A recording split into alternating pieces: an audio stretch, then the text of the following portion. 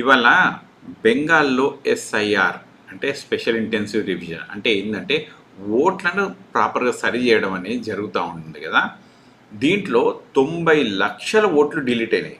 గుర్తుపెట్టుకోండి ప్రజలారా, అది చిన్న నంబర్ కాదు. It's almost like 11-12% of the voting అనమాట.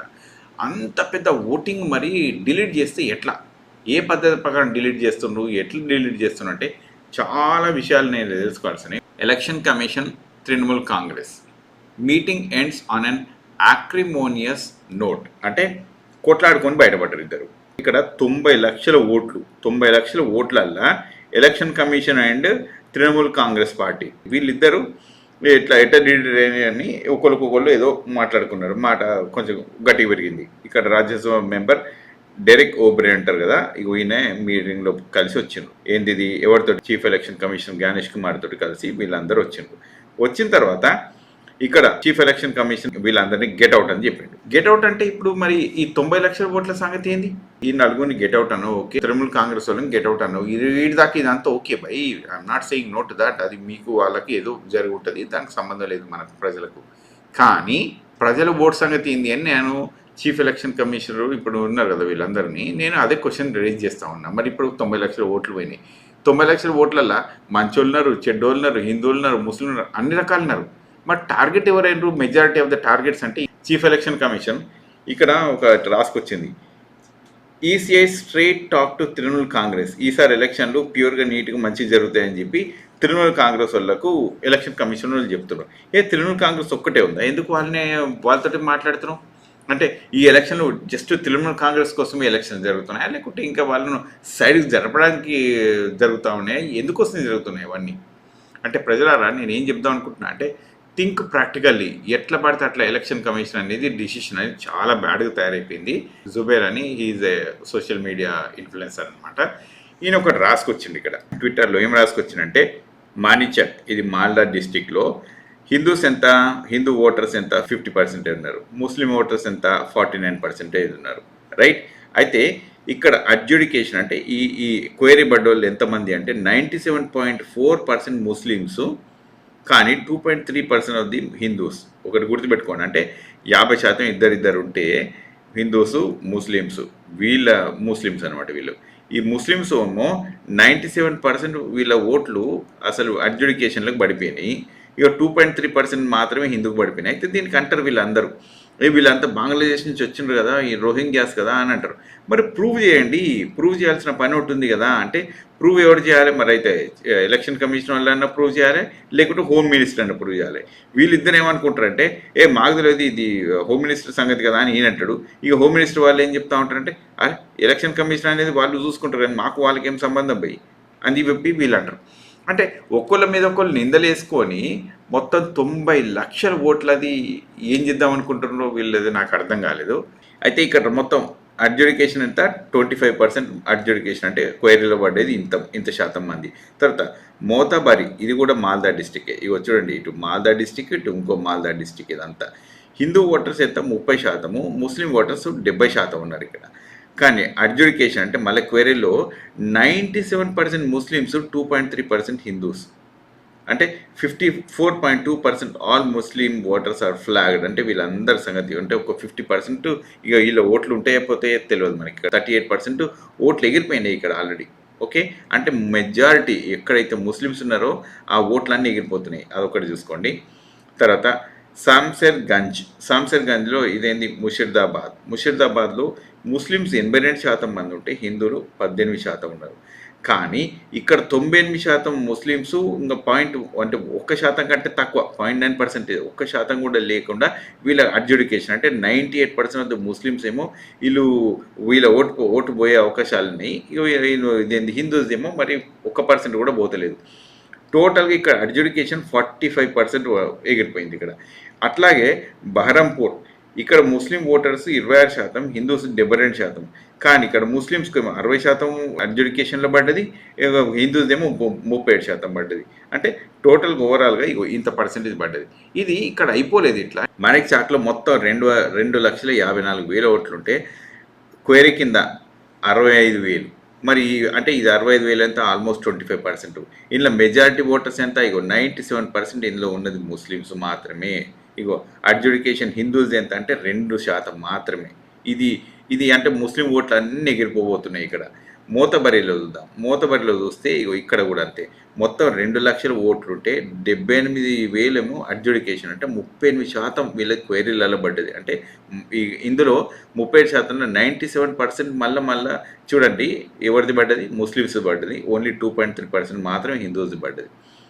ఇక్కడ చూసుకుంటే శంషేర్గంజ్ 2,35,000 క్వేరీ పడ్డది ఏమో 1,07,000 మంది. అంటే ఆల్మోస్ట్ 45% 50%కి దగ్గరగా ఉందన్నమాట.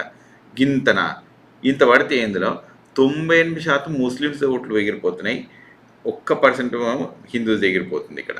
అంటే ఓటింగ్ రైట్స్. మనం బహరంపూర్ చూద్దాం. 2,35,000 ఉంటే 11,000 అడ్జుడికేషన్. ఇందులోనేమో 60% ముస్లిమ్స్ది పోతుంటే 37% హిందూస్ది పోతుంది. కొద్దిగా కొంత మెరుగుగా కనిపిస్తుంది ఈ నంబర్. మరీ 98% కాకుండా కొద్దిగా ఓకే ఉంది. అయితే ఓట్లు పోయిన వాళ్ళు అందరు మరి అసలు అంటే ఎట్లాంటి వాళ్ళు ఉన్నారు, అందరూ ప్రాపర్గా జరిగిందా? అమిత్ షా గారు ఎప్పుడు 2021లో కేంద్ర మంత్రి ఉన్నారు కదా ఆయన. అప్పుడు 2020లో ఇప్పుడు ఇక్కడ చూడండి నబీన్ బిస్వాస్ వాళ్ళ ఇంట్లో వీళ్ళందరికీ భోజనాలు పెట్టాడు. నబీన్ బిస్వాస్ వాళ్ళ ఇంట్లో భోజనాలు పెడితే ఇప్పుడు ఇవాళ నబీన్ బిస్వాస్ వాళ్ళ ఇంట్లో ఓట్లు కూడా పోయినాయి. అట్లాగే మనం కలకత్తా చూసుకుంది. ఇటు చూసుకోండి. కలకత్తాలో కొన్ని ఏరియాస్ అప్రూవ్డ్ డిలీటెడ్. ఇగో ఇది సౌత్ కలకత్తాలో ఇక్కడ చూస్తే 38% ఎగిరిపోతున్నాయి. ఓకే, ఇక్కడ చూసుకోండి. ఇక నార్త్ కలకత్తాలో చూస్తే 64% ఇక్కడ థ్రెట్లో ఉంది, అడ్జుడికేషన్లో పడ్డది. సౌత్ ప్రగ్వనాస్లో చూస్తే 43%, నార్త్ పరంగాస్లో చూస్తే 50%, హౌరా చూస్తే ఇంకొక 40%. అంటే ఇంత శాతం అడ్జుడికేషన్. అంటే ఆల్మోస్ట్ ఒక 50% ఆఫ్ ది ప్లేసులల్లో బాగా అడ్జుడికేషన్ ఉంది.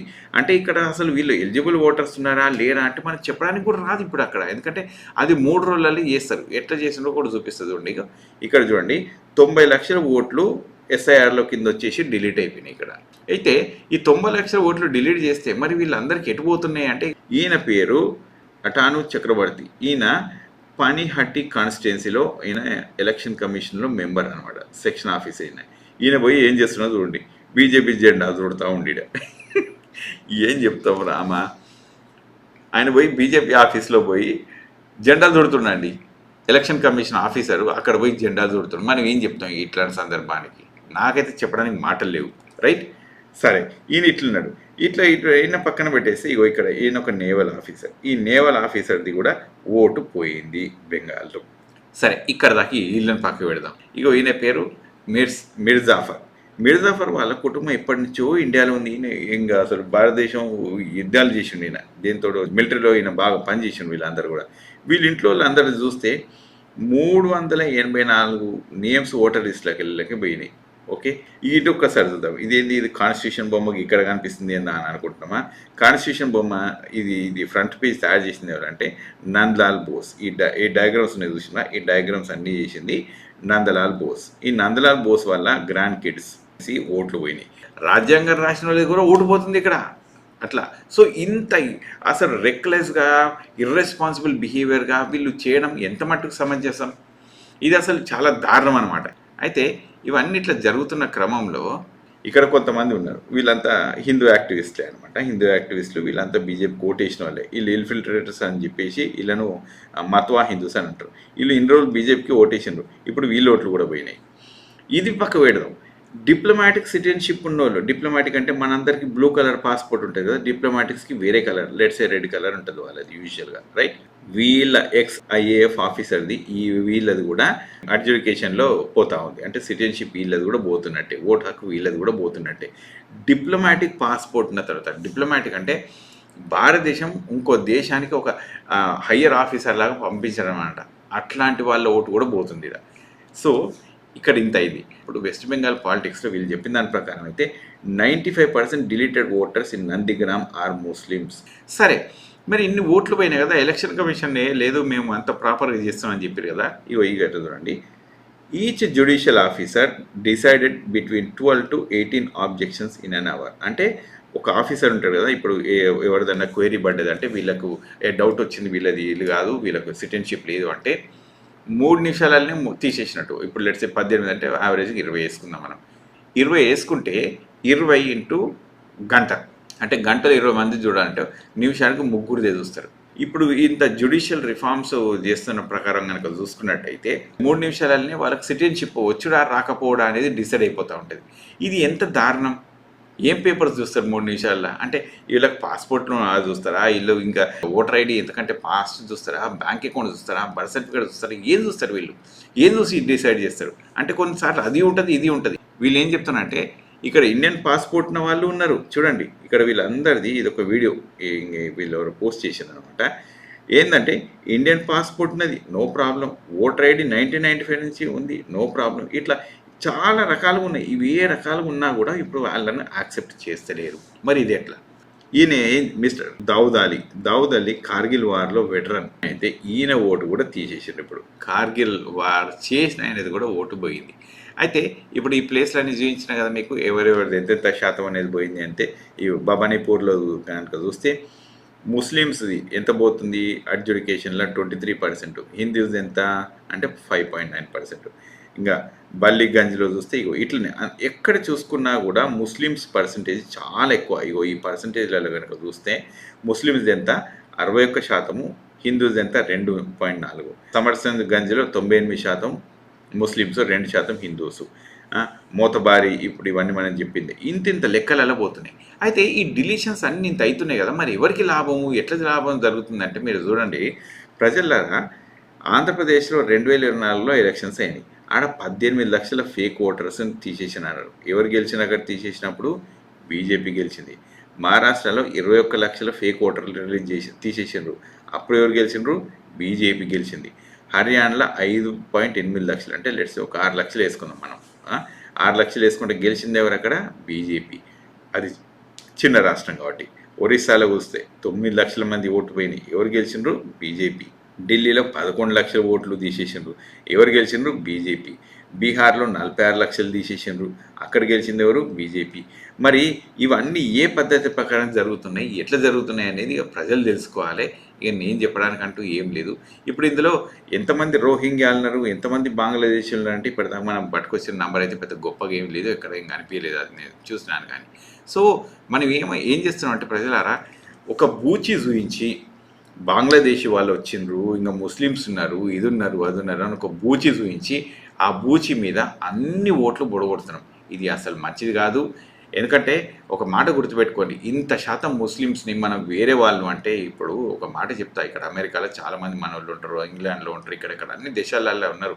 వాళ్ళు కూడా పరాయి దేశస్తులు అని అనుకోలేదు. వాళ్ళు అట్లా అనుకుంటే అసలు మనం ఈ దేశాల్లో బతికేటోళ్ళమే కాదు. అట్లా సందర్భం అవుతున్నప్పుడు తరతరాల నుంచి ఎన్నో ఏళ్ళకెళ్ళి ముస్లిమ్స్ మన దేశంలో ఉంటున్నప్పుడు మనం వాళ్ళని కాదు అని అనడానికి ఎట్లా కూడా వీలు పడదు. ఫస్ట్ జనరేషన్ మనం అమెరికాలో పోతేనే మన వాళ్ళం అంటున్నాము. ఇది అమెరికా మస్తు మనకి అది ఇది అని ఎన్నో మాటలు మాట్లాడుతూ ఉన్నాము. మన వాళ్ళు ప్రెసిడెంట్లు అయ్యే పొజిషన్లలో కూడా యుద్ధాన్ని చేస్తూ ఉంటారు దానిపైన. అవునా? అంటే దానికి ప్రెసిడెన్షియల్ రేస్ కోసం పోయినరు. అట్లాంటప్పుడు మరి మనం భారతదేశంలో ఉండి ఇన్ని ఎన్నికలు తరతరాల నుంచి ఉన్న ముస్లిమ్స్ని కాదు అని అంటే ఇది ఎక్కడికి వెళ్ళి సాగు అవుతుందో ఒకసారి ఆలోచించుకోండి.